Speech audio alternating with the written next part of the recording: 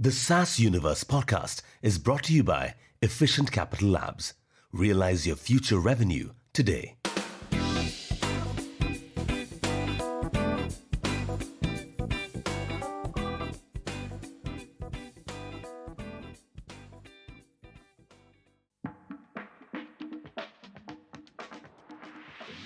Bangalore, the city of tech dreams. A young man takes a stroll amid the buzzing energy of a hackathon, a tech enthusiast's haven, teeming with bright minds and cutting-edge ideas. It was here, in the heart of Bangalore, that a final-year college student named Harshit found his true calling. As he navigated through the vibrant tech community, something ignited within him. A spark of passion that would change the course of his life forever. I visited Bangalore specifically for a hackathon, and I really loved the idea the whole place had. And that itself pushed me that wherever I'm going to get placed in college, I'll make sure that I come to Bangalore and join a startup or try to do something on that side. And that was the first incident that influenced me that, okay, there is a lot you can create with a set of people, right? So that was what pushed me initially. And eventually I came to Bangalore, I started working at a startup. Fast forward a few weeks, and Harshit is now the founder of Appknox, a mobile app security company. I started Appknox, the current company, along with my co-founder Shubho. So Shubho is my college friend. But what's even more intriguing is that his co-founder Shubham has a past that not many people know about. He used to be a hacker himself. That's right, these guys aren't your average startup founders. They're hackers turned protectors, with a story that is as thrilling as it is inspiring. In fact, he once hacked Harshit's first startup product right in front of him, leaving him in awe and frustration. Now, the two friends have gone from hacking to protecting against hacks. Talk about a full circle. So ideally, he used to hack into people's profile and all of that. So while I was building my first startup product, where we were a team of 3 members only, and I was majorly taking care of building product. So Shubho had hacked it a couple of times, and definitely that was done intentionally while I was sitting next to him. And I realized that me being a developer, I was proud of what I was building, and he could rip it open and right in front of me. So that pushed me that, okay, I should work on cybersecurity as my startup. And Shubho had brilliant idea around mobile app security. So we both started working towards it in 2014, 2 years after I moved to Bangalore, while I was working in my earlier startup, trying to figure out 2 to 3 products that we were trying to build. There were a lot of learning in my first startup as well, because we worked on building 2 to 3 products, but we could not market it or grow it. So I realized that sales, marketing, all of that is very, very critical. I used to attend a lot of events back then, Your Story, TechSparks, and a lot of other events in 2012-13. We were, in fact, selected. One of our product that we were building in the first startup was selected over there as well. But eventually, I took a call that I'll start something of my own. And yeah, that was how we started Appknox. And ideally, Shubho was at TCS trying to build mobile security over there. And he was also not happy with whatever he was doing at a big MNC. And he wanted to move things really fast. And we realized that we both can work together and like speed up the entire thing and probably work and create something very big. Though I think when we started, we had much bigger aspiration with little idea of how we have to start and what we have to go through as a journey.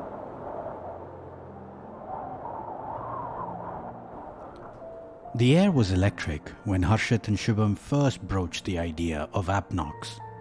The two friends, both tech wizards with a passion for innovation, were practically bouncing off the walls with excitement. The idea of working in and around the security aspect of mobile applications was intriguing, especially with the growing trend of mobile-first and mobile-only businesses. So ideally, when we first met and we started talking about it, it really excited me because I was looking at more of scale perspective. And when he told that we can scan mobile applications, and that was the same era where like Flipkart was going mobile first, and Myntra probably around 2014 or 15 told that they'd switch off our website at all and will be only on mobile apps. So there was a lot of mobile first and mobile only thing coming into picture, and I could really connect to that. Okay, next big thing is going to be security around mobile apps. So when we started talking about our TAM, We told that, okay, there are 3 million, 4 million apps in Play Store. And even if we get $20 or $30 from each app, we are already $1 billion plus business. But as they dove into the business side of things, they quickly realized that it wasn't as simple as just having a great tech product.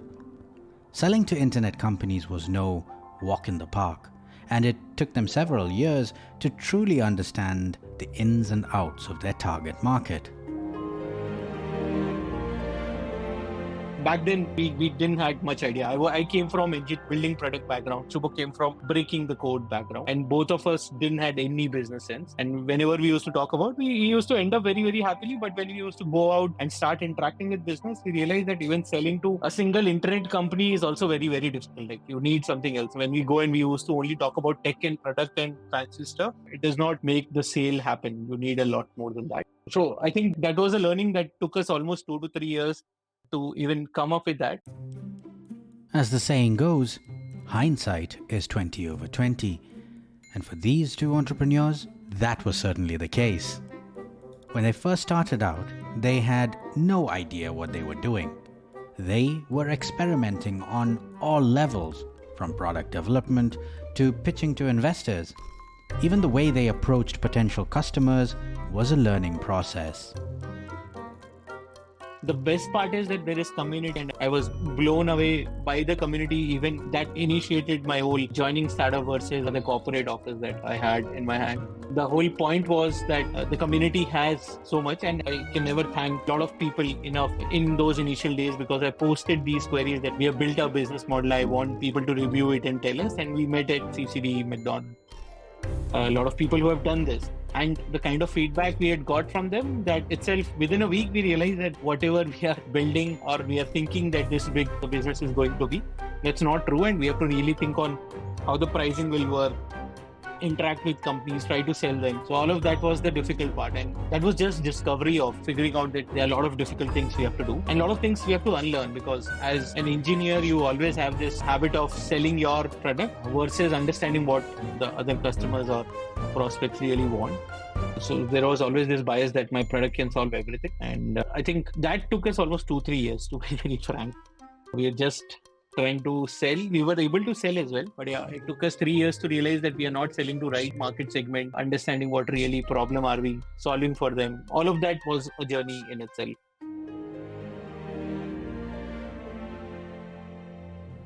As the young entrepreneurs set out on their startup journey, they knew it wasn't going to be easy.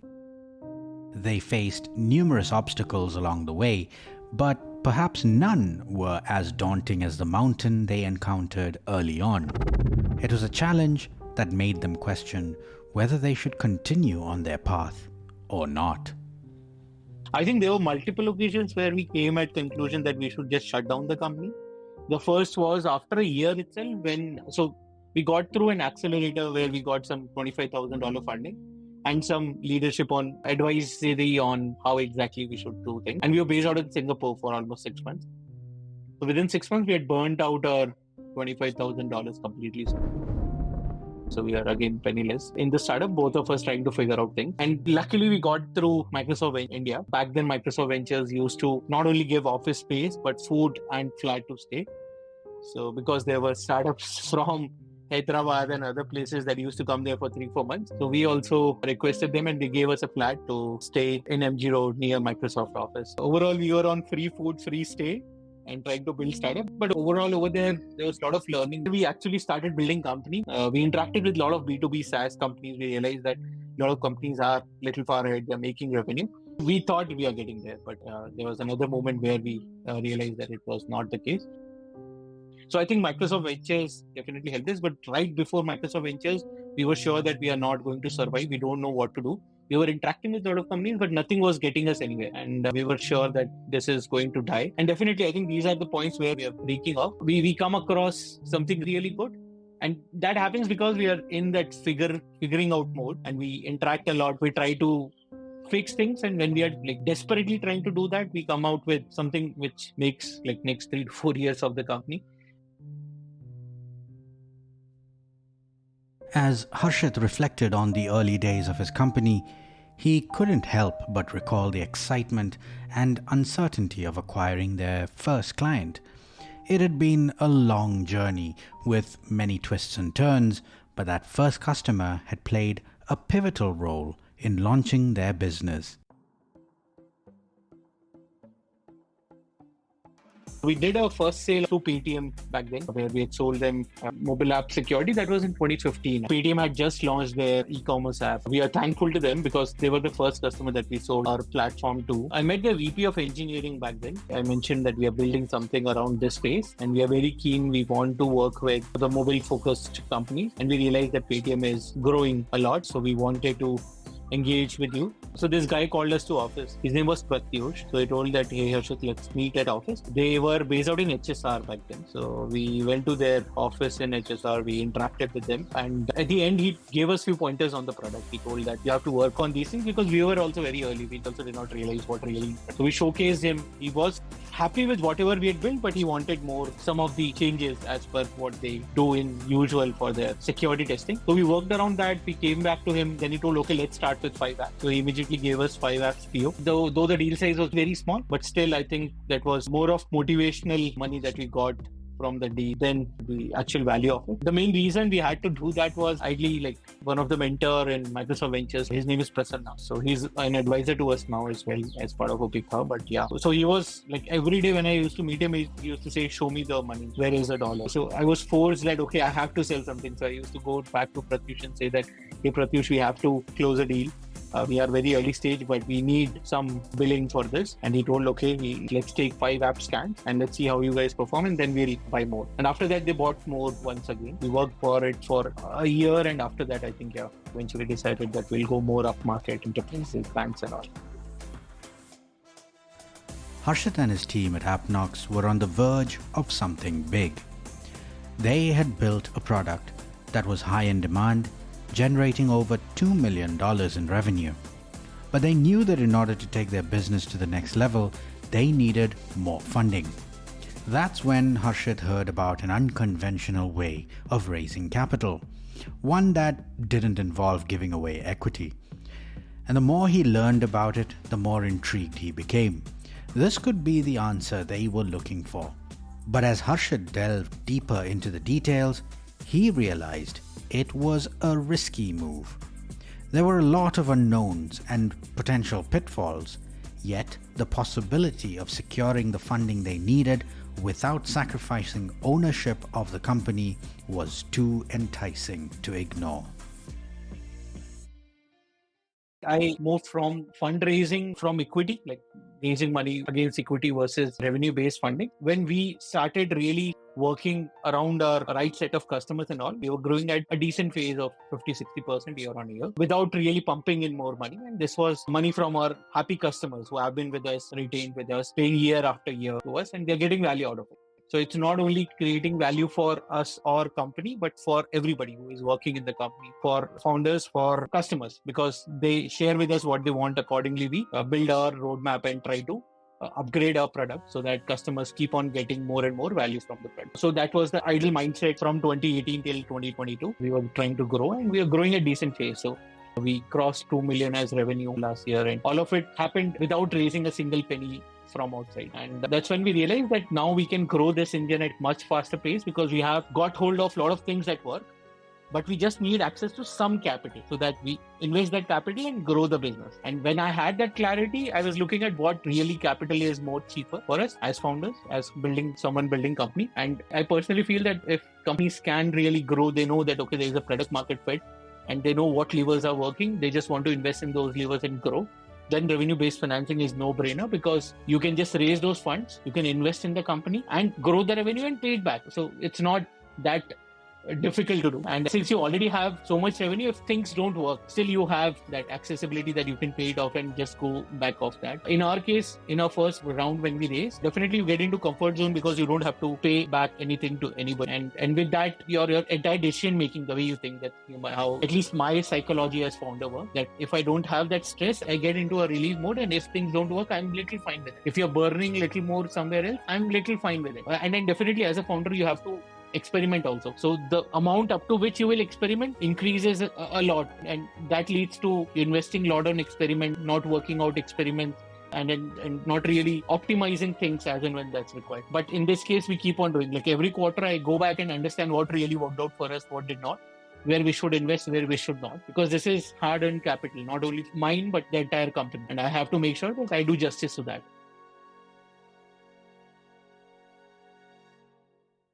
The weight of responsibility that comes with securing funding for a startup is immense. Harshit knew this all too well as he and his team considered revenue-based financing as an option. The idea of taking on more funding was enticing, but with it came the added pressure of being accountable for the money invested in their company. As Harshit contemplated their next move, he knew that they had to be cautious and responsible with every dollar. You have to. And I think because we are also answerable not only to our customers but our team members also. The first time when we had to go through that very difficult process of getting everybody placed at different org, that was very, very torturing at mind level for us. So now whenever we look at spending even $1 to hire anyone, we just think that what really is the value this person will add and then hire.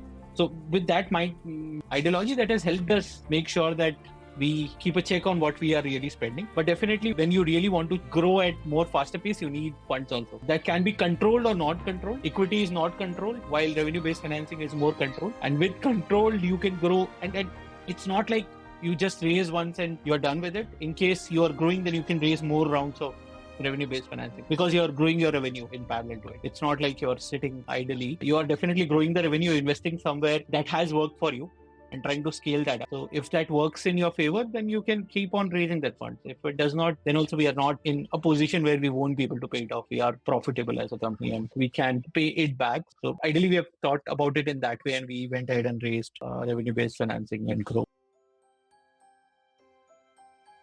In the world of startups, there are always opposing viewpoints. On one hand, some argue that revenue-based financing is too limiting, as the amount of funding that can be raised is directly tied to the company's revenue. On the other hand, there are those who believe that the equity side of things is the way to go, as it allows for faster and more aggressive growth. Harshit and his team had a lot to consider when deciding on their funding options. They knew that they needed to scale quickly in order to capture their entire market, but they also wanted to be responsible with their money. One might argue that revenue-based financing would be too slow and steady, but Harshit saw it differently. For him, it was about finding the right balance between growth speed and financial responsibility. Some of the spaces are very competitive where everybody is raising fund. And when everybody is raising fund, they are all going for the same TAM. And that is different market we are talking about. In our case, I think we had very big competitors. And ideally, what I'm talking about is likes of HPs and IBM that we compete against. So they already have something in this space. And we are trying to build something in niche with more depth. So we knew that even if I invest so much in building the product, I need to grow my business and the way we sell, and that learning will take some time because it's not going and selling to convincing customer that, okay, this is done. The way you sell to enterprise is a lot more psychological and driven by a lot of other factors. That will take time. So in our case, even if we ended up raising $2 million today, I would have invested what I am really investing now. And the remaining fund would have not been a lot of use right away to me. And second factor is, as I mentioned, psychologically, I'm designed that way where until that pressure is there, I'm not able to outperform myself. I'm not able to challenge and get things done and be more aware of what really we are spending, be more accountable overall. That requires that pressure to be there. So I think I prefer revenue-based financing for that because this is something that I can drive more controllable for me. I'll be more aware of where I'm spending, what I'm doing, because I have to pay it back, number one. And second is, in that 1 year, I can make an impact with the funds that I get and then get an ROI from it. In some of the cases, the ROI definitely will be a little more stretched, but for that, you can keep on either raising or raise long-term RB from companies. So yep, that's how I think about it.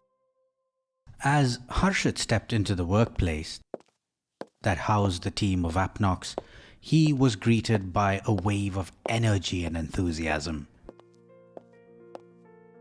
The young and diverse team was fueled by a unique work culture that set them apart from the rest. For Harshit, the founder of the company, the culture of Appknox was a top priority. But how does one create a culture that stands out? For Harshit, it wasn't just about the physical workspace or hiring the right people. It was about instilling his own beliefs and values into the company and watching it trickle down into every aspect of the business. I personally feel it's always top down. If anything is going wrong at bottom level and people who are really executing, it's not like it's a hierarchy, but definitely there are a lot of people who are working on building strategy and a lot of people that come into execution side of things. Who are really executing, they will get a lot of pointers on how to do, what to do from their leaders, and they look forward to them. So a lot of company culture comes top to down, and that is co-founder driven is what I feel and what I've experienced also. For example, to give you an example again, me and Shubho come from two different worlds, to be very frank, where I am early riser, where I set up a lot of calls early in the morning, and Shubho is more of evening guy, where he is driven by a lot of R&D. So if you put timeline for Shubho, it becomes very different. Now for entire engineering team, the timeline was very difficult. Like, to tell them that, okay, we have to release this. Anyways, that is for every company, but for our company, it was exceptionally difficult. To say that, okay, this feature has to go out live in this time. So for that, we had to change Shubho first, the way he looks at it, and then now we are seeing a lot of change in the entire team. So that is an example, but yeah, once the leader starts talking in that language, everybody in team starts adapting to it. Definitely a lot of psychological or how you treat your team members and all is person to person, because some of the managers might not do that well when you start building those manager layers. But that can be also controlled by founders being more accessible and open and reachable for team members. We have realized that in our company, where anybody can ping me and I'll make sure that I speak with them once in 3 or 6 months with every team member who is there. Today we are roughly around 60 member team, and that gives me a lot of insights on how each of them are working on, what they are really working on, how motivated they are. So if tomorrow manager comes back and says me that, okay, this guy is not performing, I can say that there can be more issues because when I interacted, he was really motivated, or probably we are not utilizing them right. So internally we have moved people from one complete function to another function. When we realized that they can be more productive in different functions, I had one-on-one with them. I told them that, okay, the manager thinks that you're not fine, and I personally feel that you're good in these aspects. So I feel that you should be in this function. If you're fine, we'll move. Otherwise, you have to look for other opportunity. And they're fine with, sometimes they're fine, sometimes they're not fine with moving their function. In that case, it's a mutual call that we take. But yeah. As he observed the team at work, Harshit couldn't help but feel proud of what they had accomplished. The unique culture of Appknox was a source of inspiration for everyone, motivating them to take risks and innovate. It was clear that this approach to work culture was paying off as Appknox continued to grow and establish itself as a force to be reckoned with in the competitive tech industry. Throughout this podcast, we delved into the fascinating journey of Harshit and his company, Appknox. We learned about the challenges and triumph of building a successful tech startup and how the right mindset and approach can make all the difference. From the early days of ideation and the excitement of diving into the mobile security industry to the ups and downs of securing funding and building a strong company culture, Harshit and his team persevered and ultimately achieved great success. We hope that the insights and experiences shared here have been informative and inspiring to our listeners, and we look forward to seeing what the future holds for Harshit and Appknox. That's all for today, folks. Thank you for tuning into the SaaS Universe podcast. And remember, if you're looking for non-dilutive capital to help grow your business, Efficient Capital Labs is here to help. With their unique approach, you can receive up to 60% of your projected revenue as upfront capital, and all within just 3 days. So don't wait. Head to www.ecaplabs.com to learn more and get started today. Thank you for listening, and we'll catch you next time on the show.